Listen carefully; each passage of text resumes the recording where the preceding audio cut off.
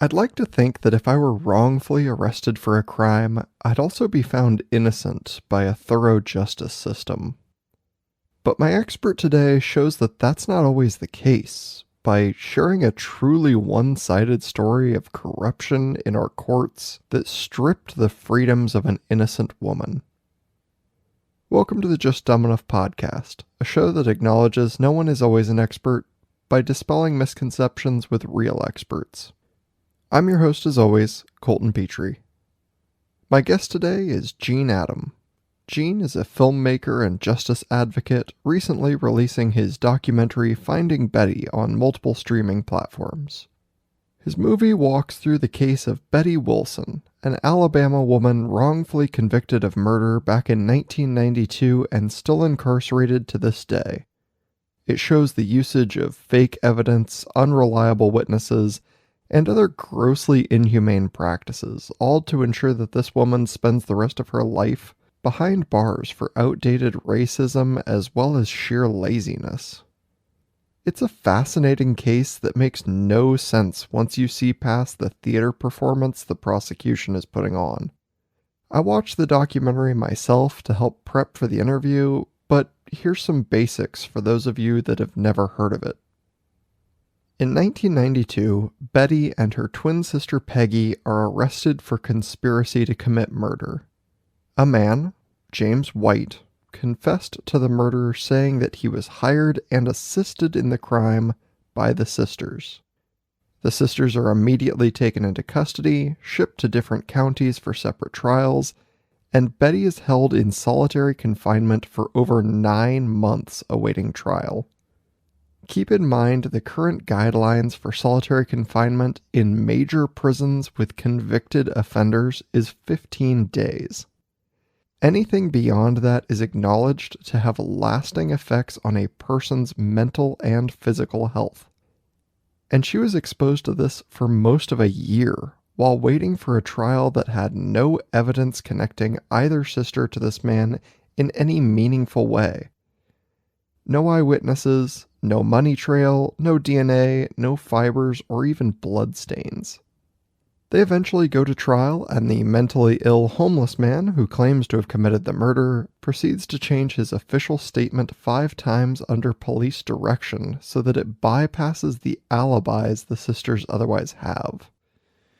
They present a murder weapon that the coroner confirms could not have caused the injuries, don't account for any of the inconsistencies, utilized a fake call log to establish any connection, and spend most of their time in court focusing on attacking Betty's character by addressing the open marriage she publicly shared with her husband because, wait for it, it involved a black man.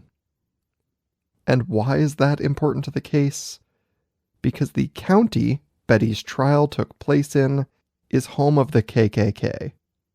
And what of her sister Peggy?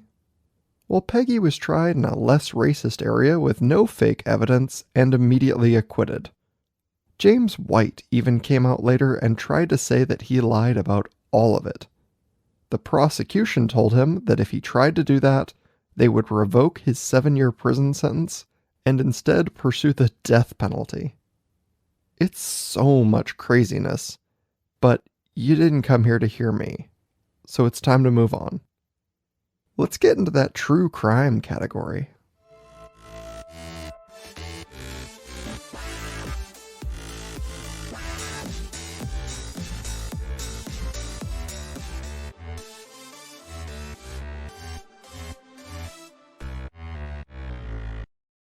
Welcome to the show, Gene Adam.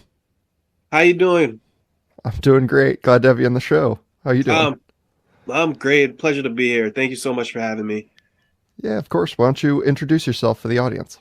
So, my name is Gene Adam, and I am a filmmaker. So, I've created a documentary called Finding Betty. It is about the case of Betty Wilson and an ongoing injustice for the last 30 years in the state of Alabama.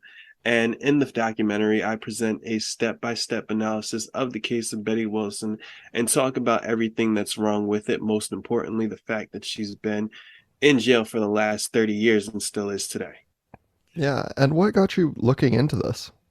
So it was, if I may, it was just like any other day where I was just binge watching on the TV and an episode of Forensic Files. It's one of the shows I was really into, and at the time I had actually never seen the episode on Betty Wilson, even though I'd seen plenty of others plenty of times, and it attracted me because it seemed as if though there were so many uh uncrossed T's and undotted I's. So what really brought my attention was that her twin sister Peggy, who was accused of the same crime, same testimony, same evidence, she was acquitted, and Betty was convicted. And there was just a lot of unanswered questions in the episode, and I just kind of wanted to figure out if I had missed something in the episode, or if there was something further that I just didn't understand at the time. So that's, really initially what got me started on it. And that's how I got to make a feature-length documentary about the entire case, and where I am today on the Just Dumb Enough podcast. Yeah, you really just jumped into this case, and it's a very interesting documentary. Like, I watched it, and good job. You did like an excellent job laying out the case and showing where there were just colossal holes in the step-by-step process. Yeah, so mainly, you know, at first, from a larger picture, you have to look at some of the bigger things, like the ex partes and Brady violations. So, if you're not familiar with those terms, basically an ex parte is when the state official or a member of the court conducts an uncommon practice that is, basically a violation against our civil rights. So these things were practiced in the case of Betty Wilson and in the appeals process. And when I was doing my research and I saw these things going on, it really raised my ears and my hairs. Is like, okay, so like, how come she never had a retrial or anything like that? And but like, you look at some of the more minimal things, you have to see that the police were feeding the witnesses information so that they can have their testimony a certain way, and present if you may, a political or a racist standpoint that made the people simply hate Betty Wilson. And when you have basically widespread of gibberish evidence, and just people who are looking for any reason to convict you, they'll convict. And I'll bring up a little part of my research where I actually compare the case of Betty Wilson to the case of Casey Anthony.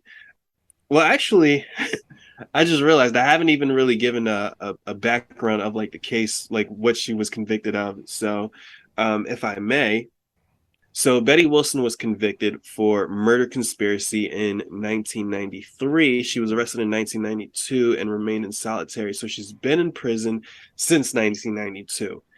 She was convicted in the murder for her husband. So the state alleged that she had hired this man, James White, to commit this murder. And the state also alleged that her twin sister, Peggy Lowe, was involved. And when James White was brought to testify, he had a solid story, but there were some things that were just really obnoxious as to what he remembered and to what he did not remember. Certain things, like he remembered like the color of a bag, but couldn't remember like whether he brought a knife or a rope, even though the deceased was a stabbed victim. So when he would give these little details, and it was clearly evident that he was fed this information, and particularly for two reasons. The first reason is that he changed his testimony numerous times. And each time he changed his testimony, he ended up remembering more and more of his story each time he changed his statement. Also, it was fairly evident because he would actually ask the police to stop the recordings when he was having his interrogations, and which is an uncommon practice. The police were just simply complying with James White, and they would stop the recordings. And so there was just basically a lot to unearth with this whole case. And we can talk a little more about some of the logical and the scientific factors that played into this. But I just kind of wanted to give an actual abstract idea of what Betty Wilson has been in jail for. Yeah. And you do a great job laying it all out. In the documentary, you're very like methodical about it. And that's one of those things that's like beyond James like changing his story a lot. And he Yeah. does it a lot to like fit dates together, which is the craziest thing I've heard of is they're like, "Oh, we're just going to change a day because we know it works against an alibi." Yes, and like that's like some of like the completely obnoxious things. And like the reason why I say is like we have to question the integrity of the justice system is because like the judges allowed this to happen. And like it's like, aren't you guys supposed to be like the like shadow realms of like the justice system? And I often say this when I talk about the differences between Betty and Peggy's case is that, these things were going on in Betty's case. But one thing that,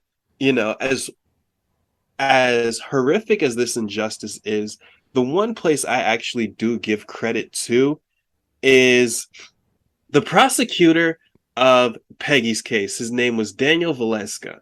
And he did not abide by the corruption that took place in Betty Wilson's trial. And he seemingly, got fried for it because in the case of Peggy Lowe, everything just kept slapping him in the face. And, he just continued to go along with the case. And eventually she was acquitted because nobody could believe that, she was any bit involved in this. But more so, the case really painted a picture of Betty Wilson as an innocent person. But yeah, back to like what you were saying, there were these, changing of the dates, presenting evidence that, should not have been presented. One of the things I actually talk about, do you remember the ordeal with the hotel phone call records? Yeah, that was one that was like originally when you say it, you're like, this is how it's presented in the case is that they do have a record of this phone call. And then they contact back and they're like, oh yeah, that's a doctored record. It's not even real. Yeah, and then like that brings this whole, it resurrects the idea of how did this document become presented? Like you have to think either somebody at the who works at the hotel ended up doctoring it. And like you think as a like defense attorney, if you're looking at like a record of a phone call, you probably wouldn't think twice about like authenticating it. So like they probably just got it in their possession and they were just like, oh, and then like, and then all of a sudden Peggy Lowe's on the stand and she's like, I don't remember this phone call. And then like she's being called a liar, and like it presents this whole circuit of probably the one person who was there to, defend the lights out of Betty Wilson was being presented as this liar, and, who was also at the time, alleged to be involved with it. So it was very resounding that that was the way that, the state really went forward on just attacking Betty Wilson. Yeah, there certainly was a lot of that. And it shocked me that they're like their star witness, the man that put all the details together and told this entire story that ended up convicting Betty, claimed for himself that he had drank 18 beers and was taking pills both before, during, and after the time of the murder. Yes, and then like supposedly he remembered all this stuff like the color of the bag, and he couldn't remember that he brought a rope and a knife because he was too drunk or too intoxicated. And it's like, okay, man. And like, that's like clearly evident of the police feeding the witness this information. And I said in my research, like my film is actually based on my research. So like the research document is about 77 pages, and basically the film is like a condensed version of it, to as much as it could take. And what I actually said is that the truth of what took place that day is either a drunken memory, or I don't want to say a drunken memory, like a blackout, like he just doesn't remember what took place, and he just ended up being told this is what happened. Or he does remember it, but can't process everything all together. This man was, still is, mentally ill, extremely mentally ill. He had been in and out of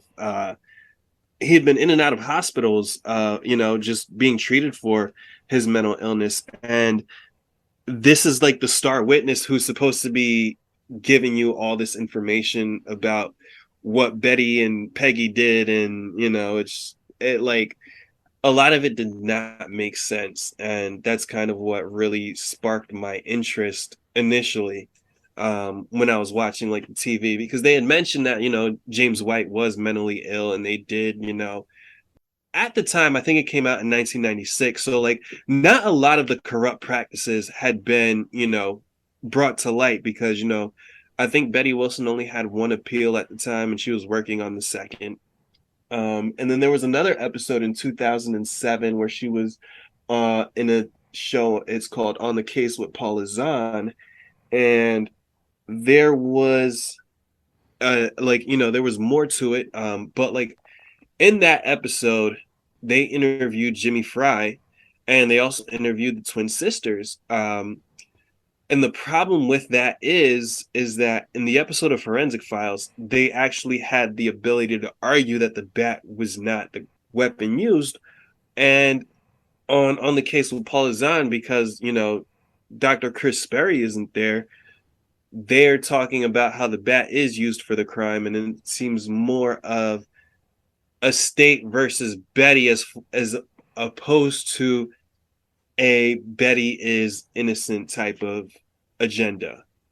So there are many different, TV episodes, books, articles on the case of Betty Wilson, but a lot of us in the public, we just don't really know enough about the case. And that's kind of what really bothered me in and of itself. And that's what had me look up, hey, is there a way I can get my film on Amazon Prime or whatever if I'm just an independent filmmaker? And like I found out there was a way, and I was just like, holy shit, I guess I'm gonna be an independent filmmaker with zero experience. Yeah. And I mean, there was a lot of things when you were looking at this case where you're like, local politics is involved as they're like shuffling people in and out to different jails. Like they separated the sisters. Betty ends up in solitary without a Yeah, trial, ends up in solitary for like 9 months or something. 9.5 months.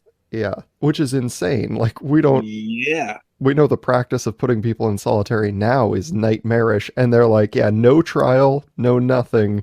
Before you even go to court, you're going to solitary. yeah. And that was like 9.5 months she was down there. The only person she had like consistent contact with was her lawyer.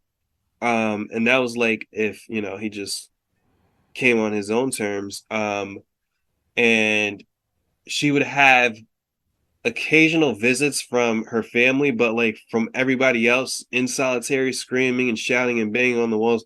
They had to like shout between the walls just to like talk to one another. And like you read about this stuff, and it's just the treatment of what she got was horrific. But like it's even more propelling because this is a truly innocent person that they are doing this to.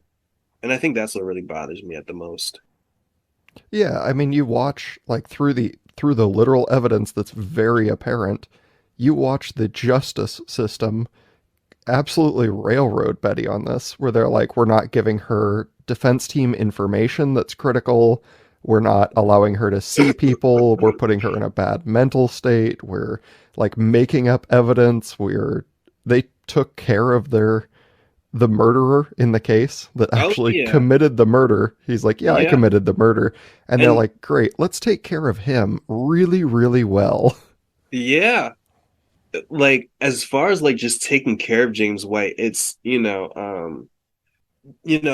bring this story to the people and they make these allegations that James White, committed this murder.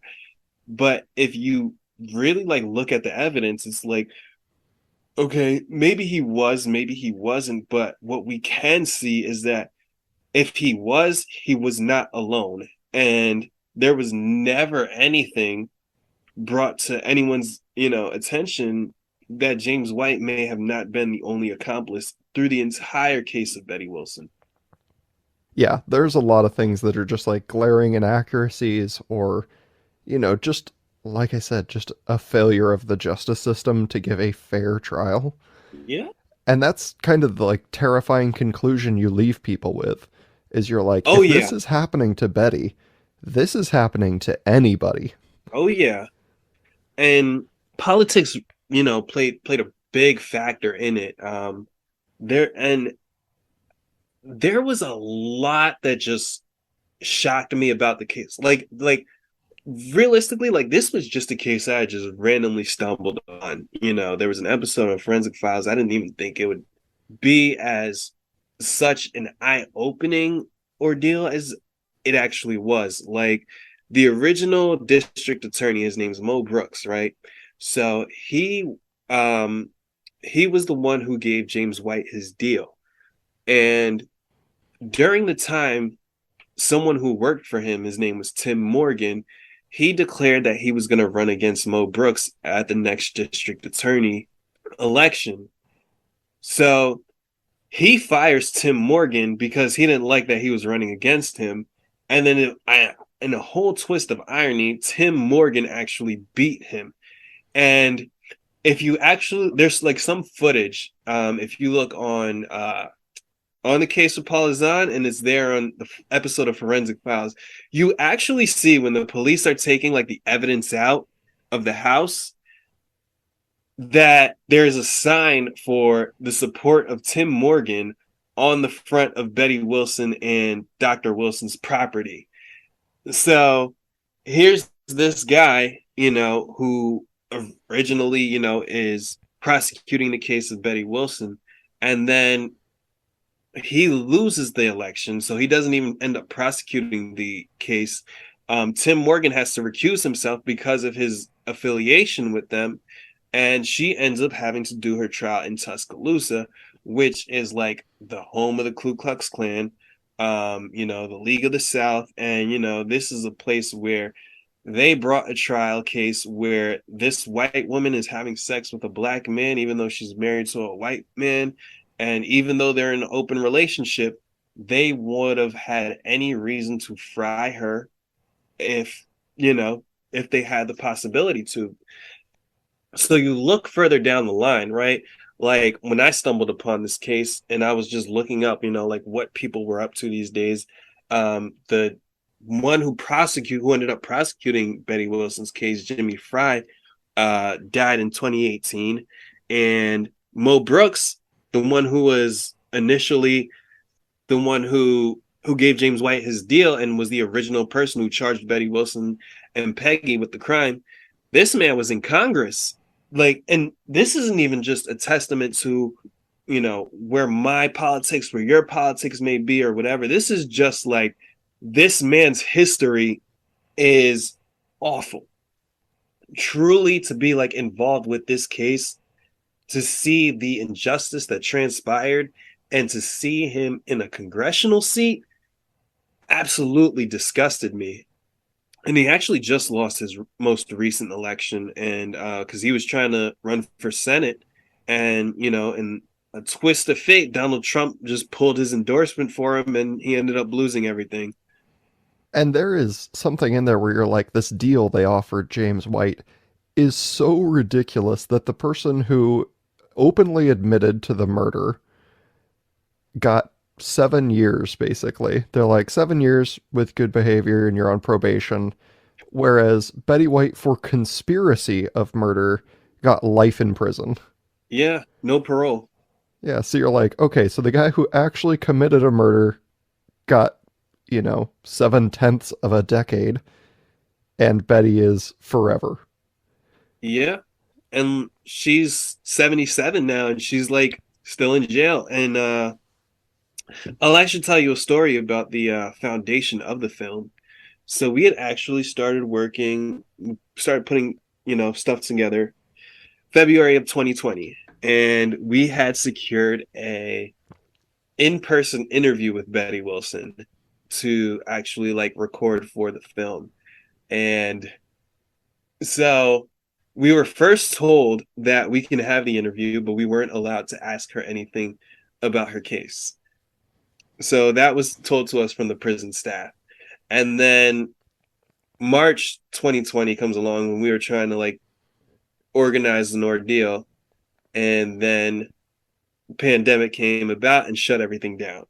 So we had waited like over a year to finally get, the approval back. And when the inmates were vaccinated, we still didn't get approval. So I just said, the hell with it. I said, Betty, listen, because at the time, I was in constant contact with a member of her family. And I said, because she can call in, but it's not like I can pick up the phone and call Betty. So she calls them like every day. So I was like, listen, tell her to call me Saturday as soon as the phones turn on. And all day I'm gonna be asking her whatever. And I ended up, recording the audio of that interview. The actual interview itself with me and Betty is like over 2 hours. And we talk about, everything. And that's on the Facebook support page. And that's how I ended up getting her interview actually for the movie, even though we couldn't do it in person, but it was just an audio interview. I did have like this crazy idea of like going in and then having like like a little interview just to make sure I got footage, and then before like summarizing things up, telling her that I can't talk to her about her case today, but if she'd like, we could talk about her twin sister's case. And I felt that that was like a really good idea, and I was gonna like flip the whole script and then just talk about Peggy's case. Yeah. But I never got that opportunity because pandemic and all that stuff. It actually was supposed to be like a 6 month ordeal from start to finish, and it ended up being over 2 years. Well, and there's another interesting thing in there where, even after all of this research has been done, even after like the documentary's out and people are fully aware, like, okay, there's a lot of shoddy evidence and just bad practices that happened here. Why is it she hasn't gotten another appeal?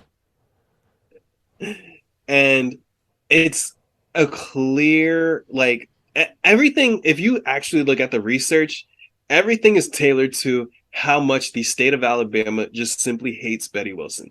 And like she has not done anything to the state of Alabama, with the like I was gonna say with the exception of like having an affair with a black man, but like that's not doing anything to the state of Alabama. I just think the state of Alabama takes offense to that, or at least they did back in 1992.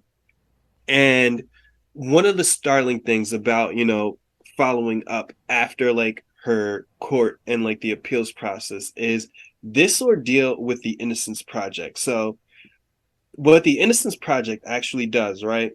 So they basically they basically exonerate people by utilizing like DNA to eliminate them as a suspect or for that ordeal, or just utilizing like DNA evidence to help with overturning convictions as well, which would be the situation in this process, right? So this is like the funny, like it's not funny, but it's just like comical of the state of Alabama, because the trial of Betty Wilson happened in 1992, and in 2001, that's when the Innocence Project, stepped in and said, "Hey, listen, if you allow us to test the evidence for DNA, because DNA evidence wasn't readily available in 1992, the only thing that they were able to match at the time were like blood types and things like that.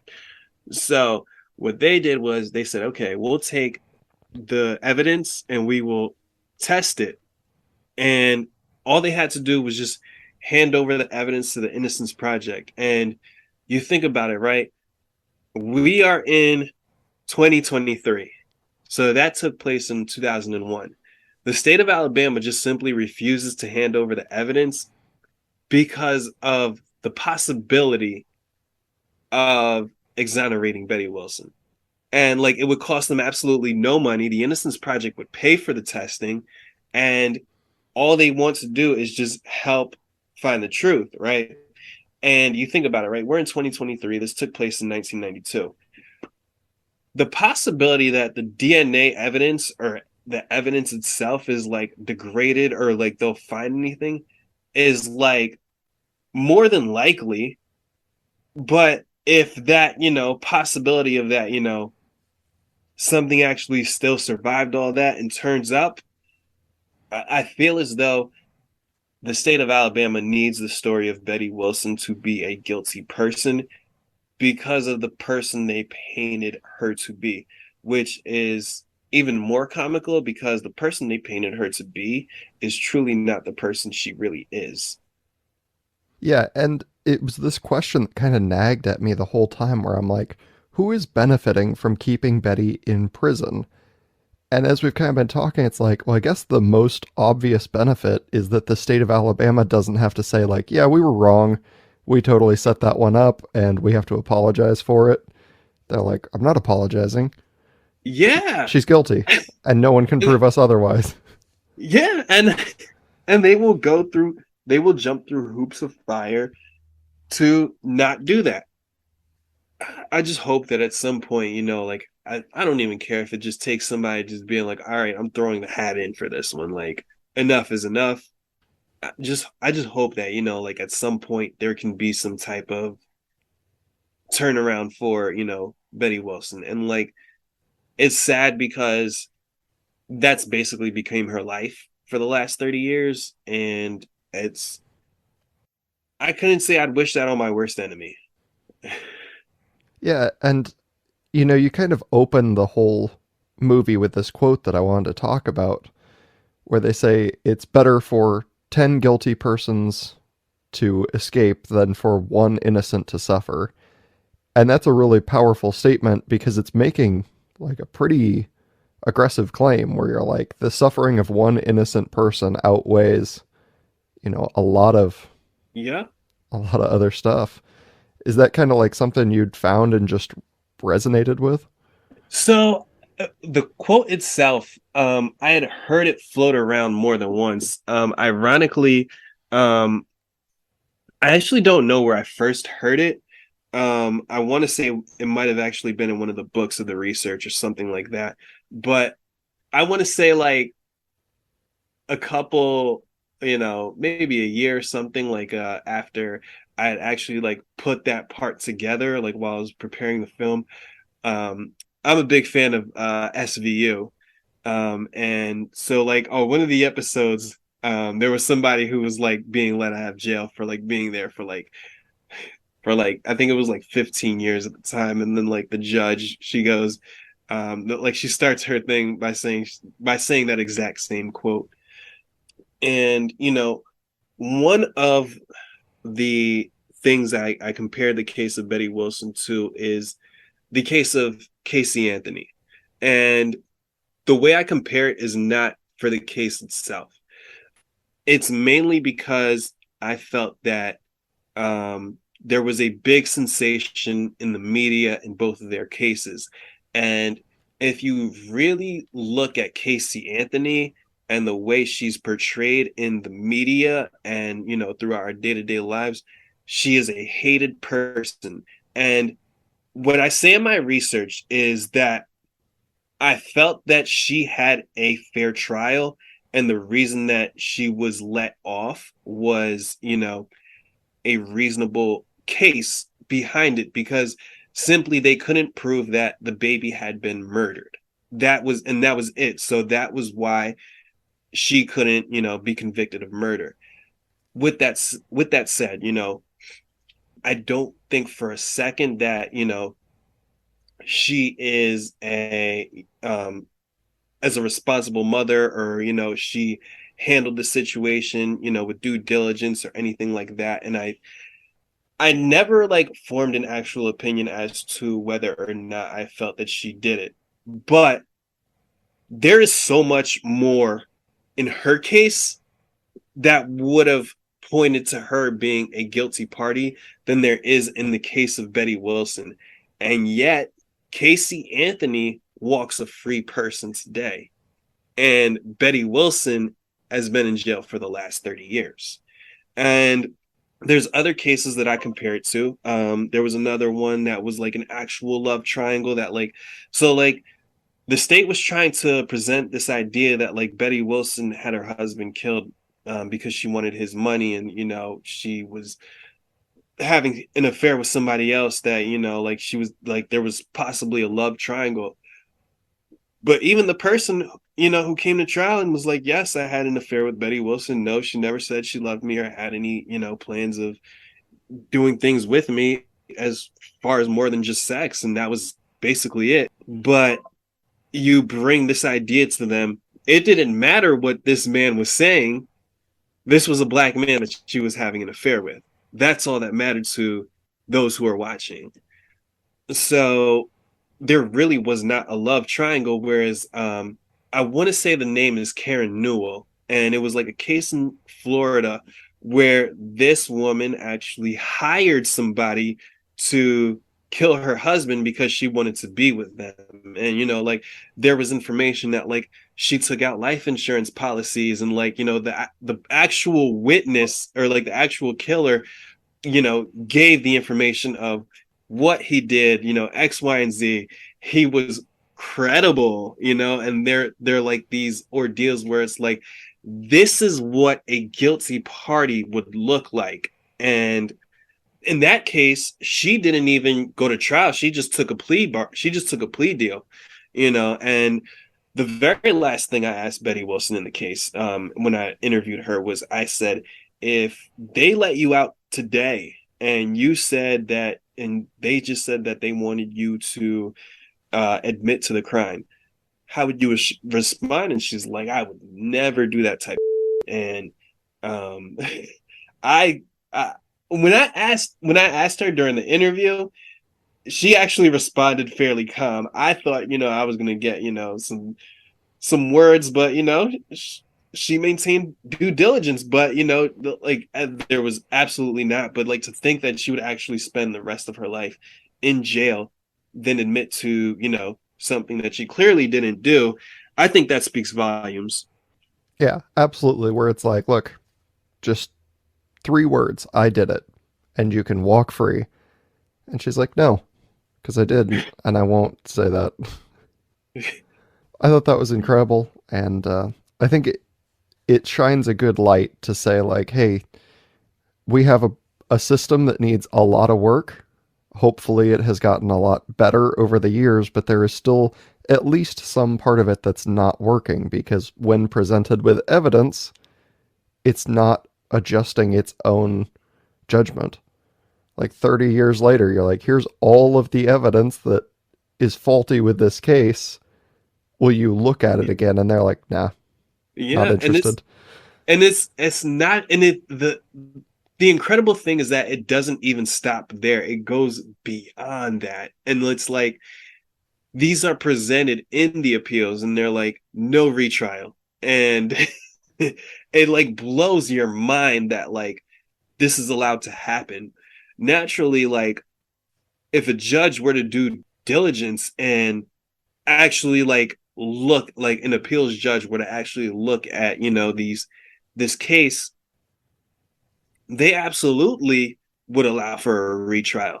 And, that's what really raises the question of, where the integrity lies in our justice system. Because if a judge can just simply do that and then allow Betty Wilson to suffer, where is the actual, top of the, ordeal? And it goes to a big, skepticism in media is trust in our government, trust in our police, trust in our politicians who, are elected to do these duties where they abide by the Constitution. And it really just, they just kind of like feel the need to relay politics that don't support their position. And simply because people hate somebody so much, they'll look the other way, whether it's once or twice. And it's when you ask yourself why people hate Betty Wilson, it's not even, they're not even good reasons. And to the point where you can make this argument that, well, why do you hate Betty Wilson? Oh, because she killed her husband. And the answer to that is no, she didn't. But if you listen to these government and state officials who are just feeding you lie after lie after lie, it makes the problem, the matters that much worse. And then like 30 years later, we have an innocent woman still in jail. Yeah. And feeding lies to the point that they threatened James White when he wanted to Yeah. recant his entire thing. He's like, look, Betty wasn't involved, Peggy wasn't involved, this wasn't a thing. Like, I was wrong, I lied about all of this stuff. They were like, you will go to jail forever if you get up on that stand and say that. They they told him that they will revoke his deal and pursue the death penalty against him. They literally threatened him with his own life. Yeah. Because he's like, look, I want to change my story. I lied. It's not true. And they're like, we will kill you. Yeah, and it's phenomenal because like they had no shame in doing it.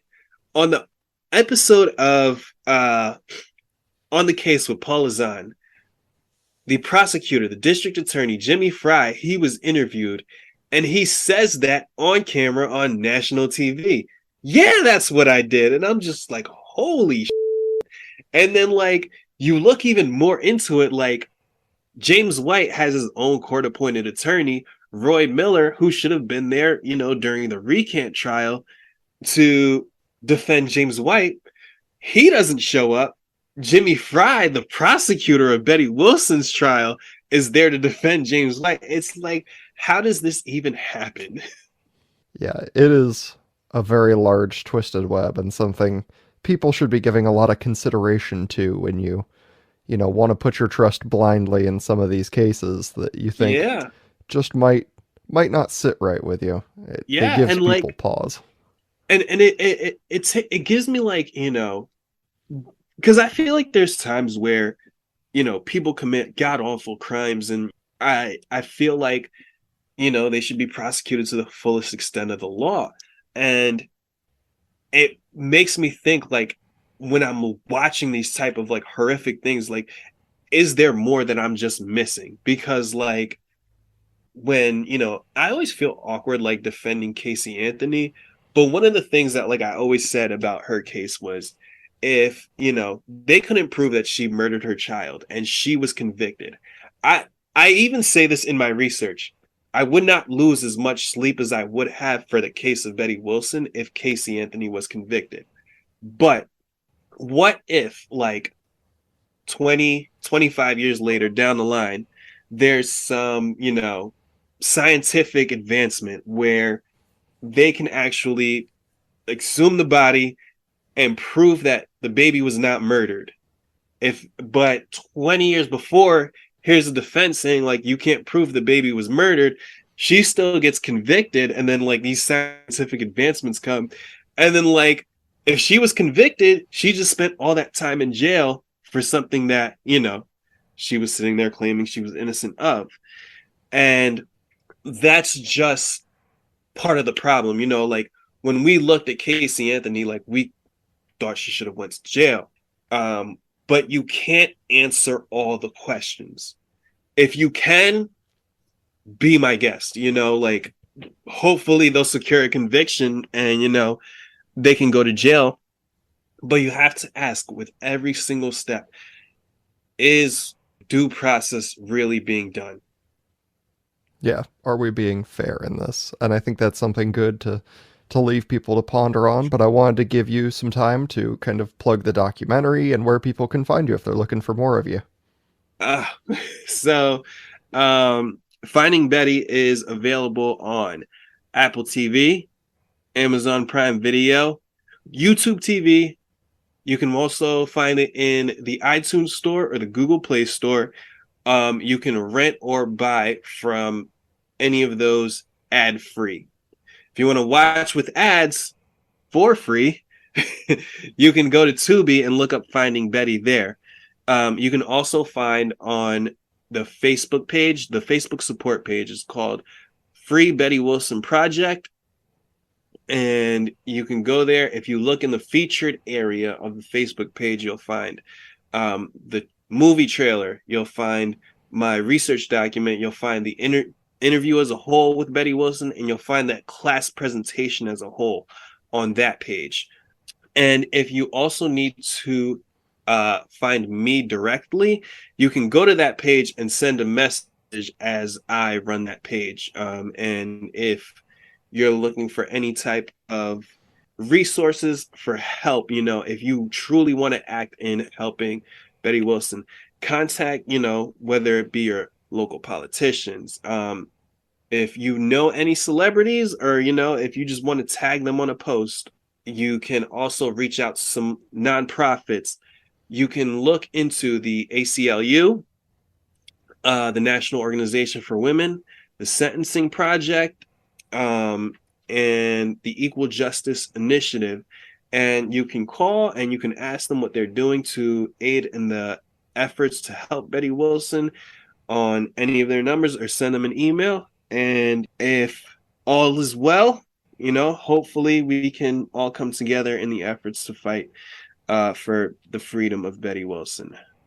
Absolutely. Thank you so much for being on the show. I've enjoyed this immensely. I, Fantastic, and I, this is really crazy to hear all about. I thank you for having me, brother. I really appreciate it, and I'll stay in touch. Do you feel more educated after listening to this episode of the Just Dumb Enough podcast? If you enjoyed the episode, please take a brief moment to rate it 5 stars on iTunes, Spotify, or Audible, wherever you're listening from. If you really like what I'm doing, remember to subscribe for 2 new episodes every week, and check out the over 100 episode backlog.